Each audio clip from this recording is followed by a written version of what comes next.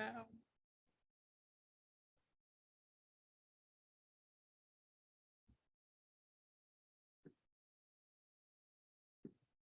Welcome to the Kim B. Davis Show. Here we'll talk to the leaders in technology, culture, business, and the arts. We'll cover politics, advocacy, motherhood, writing, mental health, and mostly we'll focus on hope. Join Kim B. Davis, author, playwright, radio personality, event consultant, professional speaker on the Kim B. Davis Show.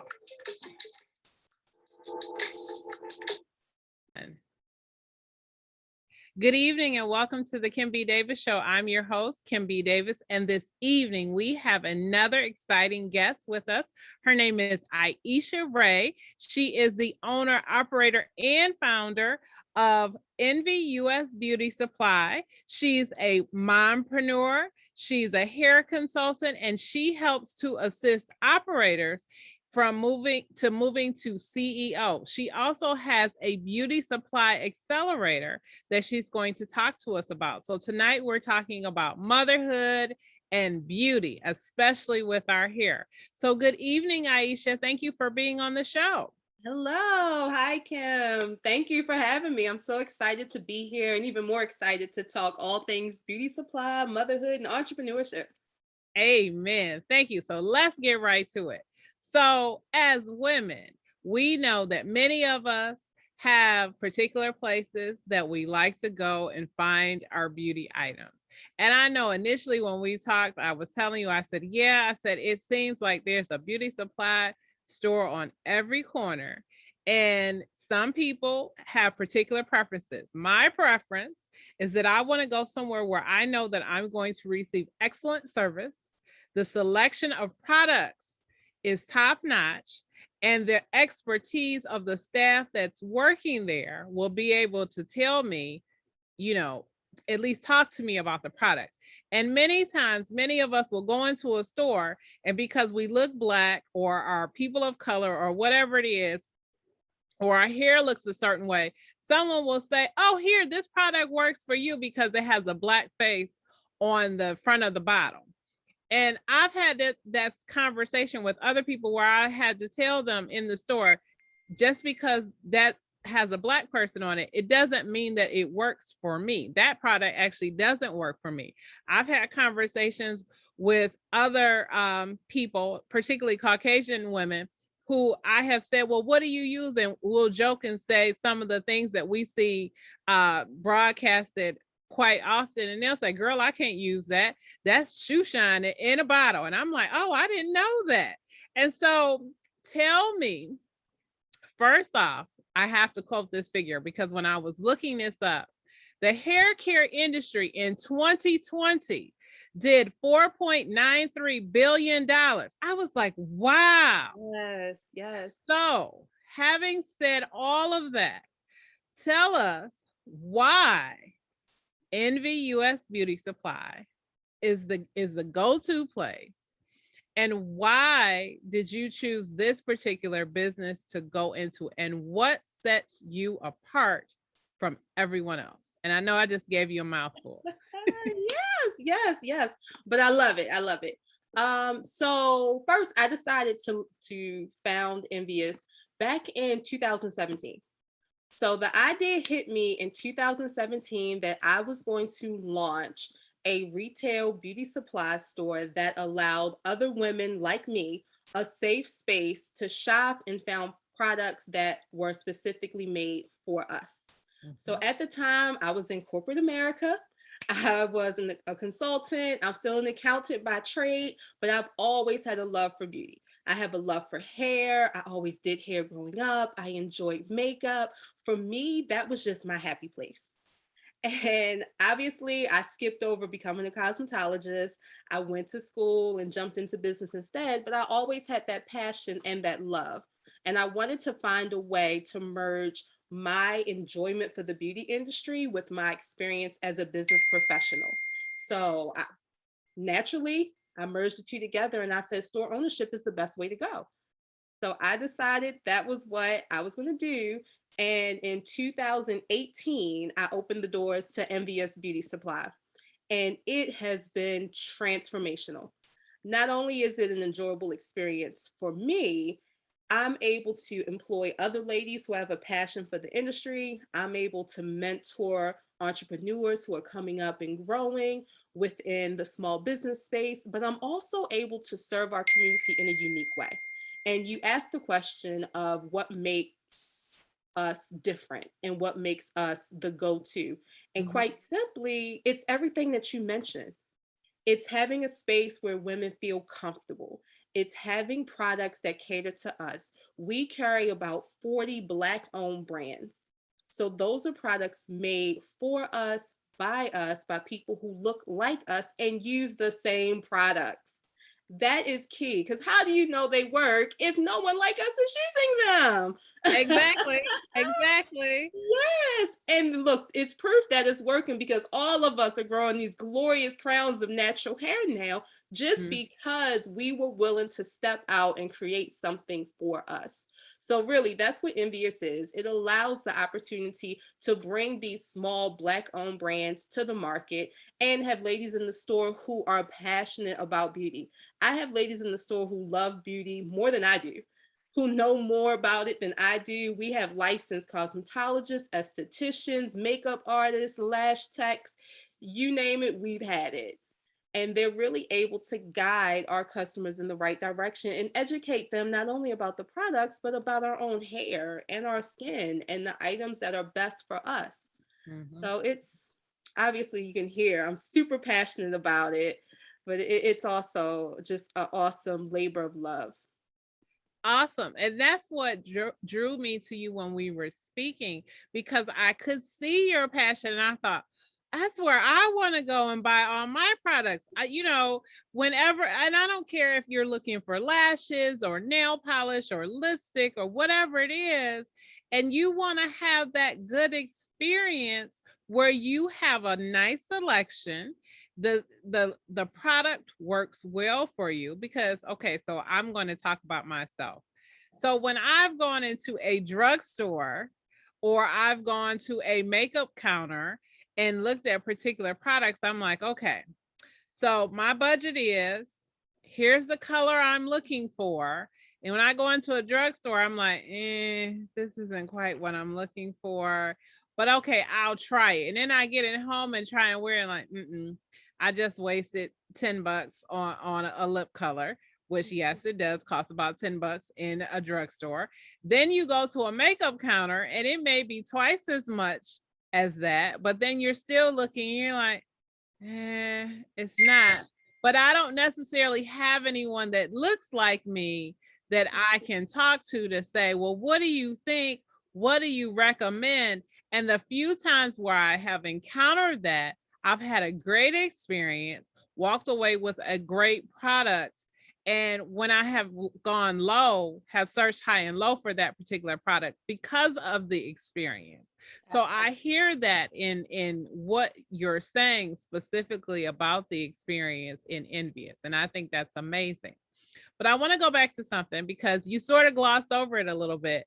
You talked about you are an accountant by trade. And Yes. so you said that you did hair growing up in college, all of that. What was that transition like for you? Was it simple? Was it easy? Was it chaotic? So that's a good question. I would say I think it was pretty simple. So I got into entrepreneurship at a young age. Mhm. So I was in elementary school when I learned that I could buy items and resell them and make more money. And I started building off of that knowledge, that drive, and that desire from a young age. I started out making jewelry. And it was Mm. all because my grandma bought me little kits. I learned how to make jewelry, and all my friends were like, oh, that's so cool. And I could put their names in them, all that. So I was like, oh, I can sell this. So the passion for entrepreneurship started early, and it really just carried on with me. I never lost it. I just moved from one item to another, kind of grew my enterprise. By high school, I had a whole little business going on. But the hair never left. I would still do my hair, my family, my friends, but it was always a side thing. And my mother was very adamant about going to college Mm-hmm. versus moving into the cosmetology space. So I always kept the passion, but really I was enthused about going to school to study business because I knew that's what came naturally to me. Mm-hmm. So it was just an easy transition and decision that that was what I would do. I just never let it go, but I wasn't sure how I was going to merge the two because I just didn't know if I would become a stylist. I toyed around with the idea of opening a beauty salon, and I still may do that someday. But I had the idea of opening a beauty salon, and I thought at one point that was the direction I would go in, but I realized this was a better way for me to serve. Mm-hmm. And that is what mattered the most. You know, they talk about, you probably hear folks talk about how you have your passion and you have your gift. Yes. So there are things that you are naturally gifted at. We Mm-hmm. all have a passion to do something out of this world, but we have these natural gifts that God gives us that guides us to serve in a certain way. So Mm-hmm. once I discovered my gift, business is my gift, I knew I had to use that to serve. So this was my best way to serve. So here I am. Wow, that is amazing. You know, we talk a lot of times about people who do that, who go to school for one thing, and typically what they're passionate about is usually unrelated to what their gift, as you said, what their gift is. So you'll have somebody who'll say, "Oh, I went to law school, but I want to sing." Or Yeah. I went to medical school and I want to be an artist. I want to paint. That's what brings me joy. And you're like, okay, so medical school and art, they don't quite go together. And singing and being an attorney don't quite go together until we get to contracts. But for you, it seems like a great fit because, as you said, business and knowing the numbers, which right now, if you don't know your finances, your bottom line, if you're an entrepreneur, that can actually sink you. So, talk to me a little bit about how you guys survived the last 18 months during the pandemic. Because, and the reason I'm asking this is because a lot of hair salons were closed. A lot of people had to say, okay, what do I do? I got to go to the store and buy some things. Did that did that process drive up sales for you? Were you able to reach out to people in unique and creative ways? Yes, yeah. So that's a great question. I'll start by giving some context. Mhm. So, like any other small business, the last 18 months have been tough. Mhm. It's been challenging, it's been different, and we've all had to figure out ways to adapt and survive in this climate. When Mhm. things initially shut down, it didn't look good. Mhm. And I was confused and didn't know what was going to happen next, just like most business owners. Mhm. But I realized I wanted my business to survive, and Mhm. I had to figure out the best way to make that happen. So for me, we pivoted. Or, right, you know, pivot's probably not the best term to use. I can really say we expanded and enhanced upon what we already had in place. So Okay. we have a storefront, but we also have an e-com store. Mhm. So our store was already in place. It was open. It was selling. When COVID hit and everyone went on lockdown, we were still able to sell. We were still able to be open under certain restrictions. But more importantly, we could ship. Mhm. So what we did, we got the word out. First, we made changes to our website. I made so many changes to make sure products were there, things were categorized, people could find what they need. I used my network, shared with our network, hey, we're open, we're filling orders, we're shipping orders, get your orders in, tell your friends. We started taking so many phone calls, we had so many emails, DMs, instant messages with people asking, what do you have? What can I order? What do you recommend for this? And when looking back on it, I don't know how we worked through this time because it was me and three other ladies, along with my two sons, my babies, because they're with me everywhere. Mhm. It was just us. And we filled so many orders that month, in addition to taking customers in the store. So, really, we saw the need and we were willing to fill the need because we had a passion for the people who were on the other side. And we knew we can't find everything we need in a general store. Right. We have to go to our stores in order to find our products. So I Mhm. knew the need was there and people needed assistance. So I was willing to figure out how we would assist them. And really, it's continued to serve us since then. It was great advertising. It really got the word out about our store. We became more popular as a result of the effort that we put in to serve others during a tough time. And here we are. Awesome. Awesome. That is an amazing story. And the reason that all that I just asked you is going into the next question, but I wanted you to talk about entrepreneurship and the journey because I know that we had talked about it and you talked about the success that you're having, but you have to put in work to get that. And sometimes people struggle as entrepreneurs where they're trying to figure out what do I need to do to push myself over the edge. And sometimes you just have to do whatever is necessary. Yes. But I want to shift a little bit because you are also a mom and you mentioned you have two boys and they were with you there throughout the entire process. How do you balance motherhood and being an entrepreneur and running a successful business and being a consultant and helping other people move from operator to CEO? How do you do all of that? Well, when I was in corporate America, of course, as a woman climbing the ladder, people always talk about life, career, how you balance the two. And one of the best pieces of advice I received from a partner in a firm was that there's no work life balance, Mhm, there is a work life collaboration. So mhm. you want to blend the two to make things work. You cannot silo the two. So I kept that advice, and really, that is what moves me and sustains me through business and motherhood. For me, I always put my children first.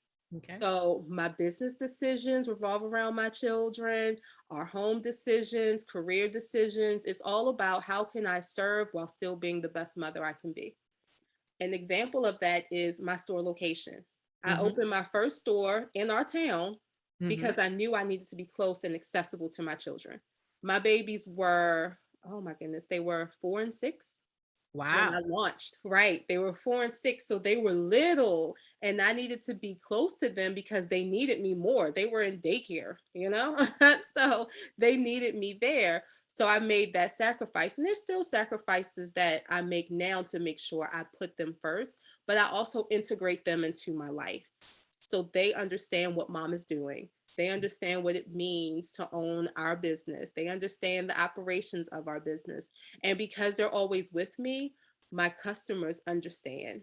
They know I'm a mom. They know the boys. They're not surprised when they come in and they see the boys.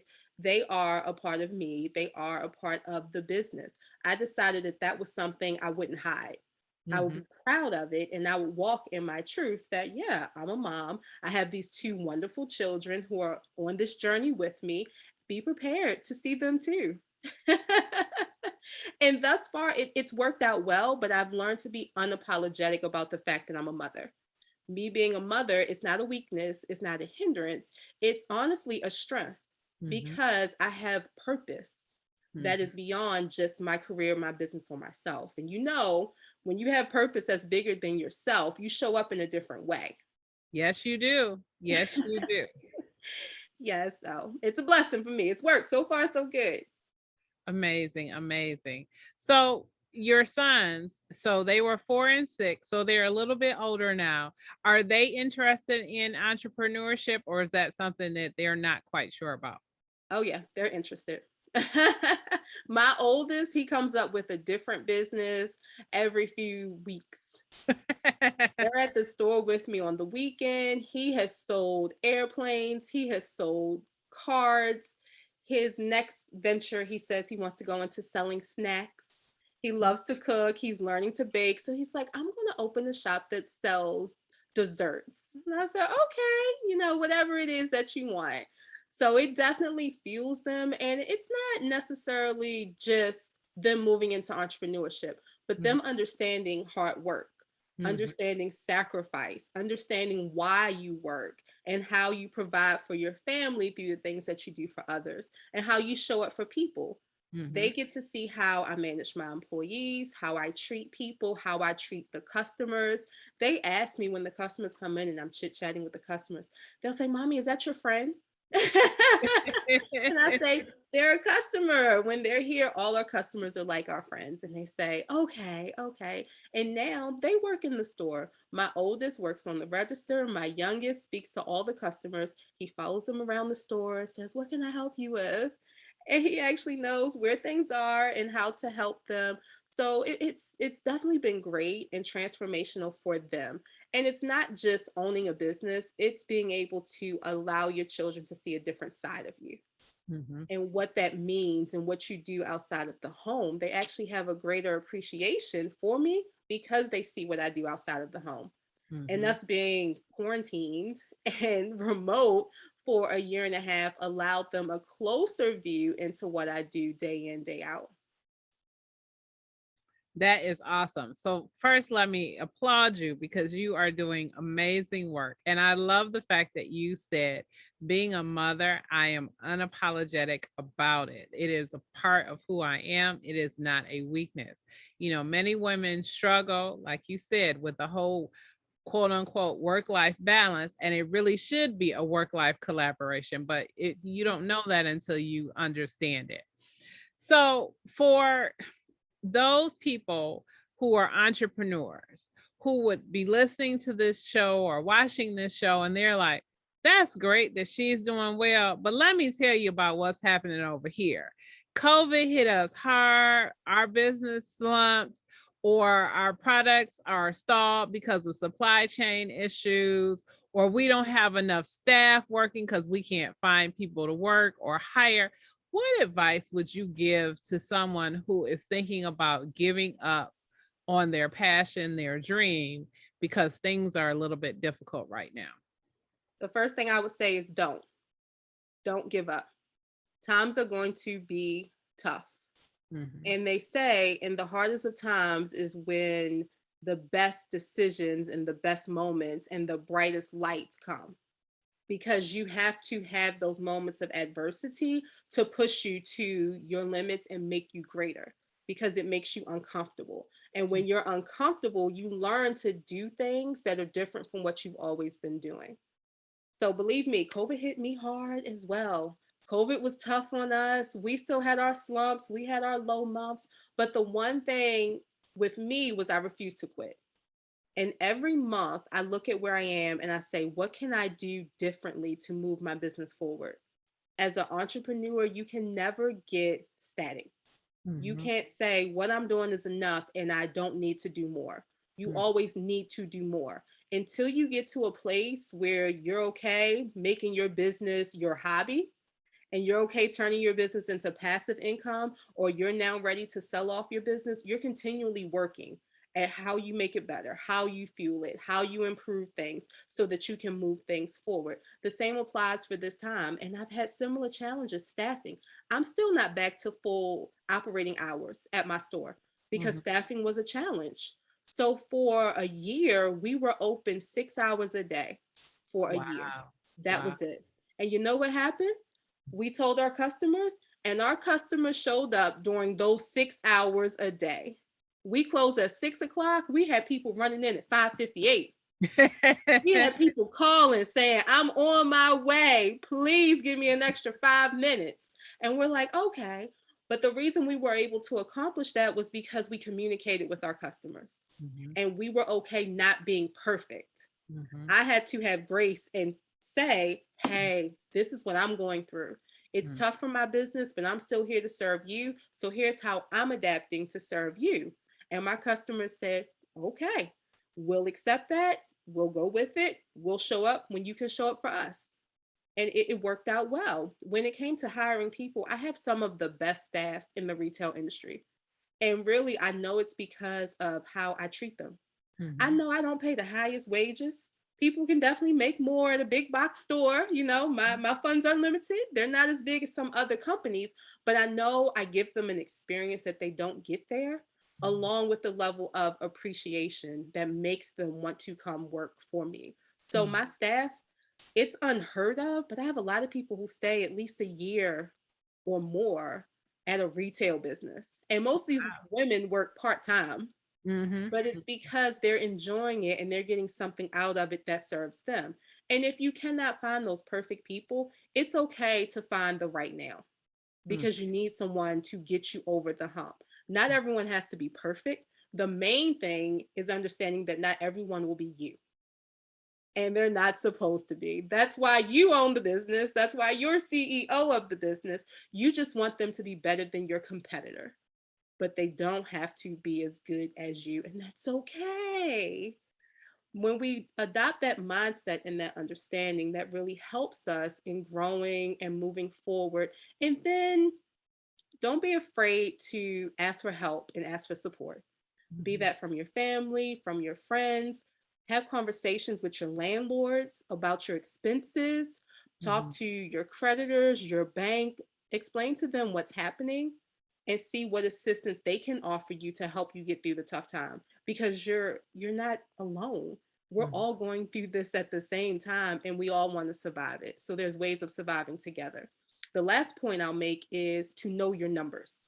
Mhm. Of course, I'm an accountant, so I'm always going to push know your numbers, budget, have great financials, but get an accountant so that you know your numbers and you understand your operations. So you know how well you're doing or how well you're not doing, so Mhm. that you can make changes and shifts to weather the storm. And know that there's going to be a storm. This is not the only storm that I've gone through.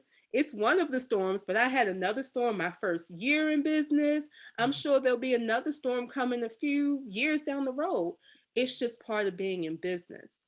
But when you understand your numbers and you're in a position to plan for a rainy day, you're better prepared to weather the storm.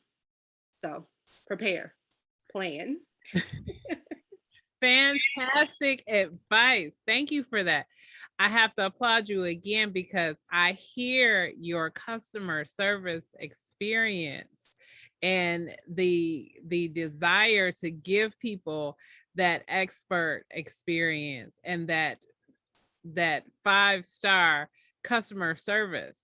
Not many places do that. And so when you find it, you're like, oh, wait, I need to stay here because this is what I'm looking for. So that's wonderful. And the fact that you share that with the boys, your children, that will also, they'll be able to carry that forward with them in life in all the different things that they do.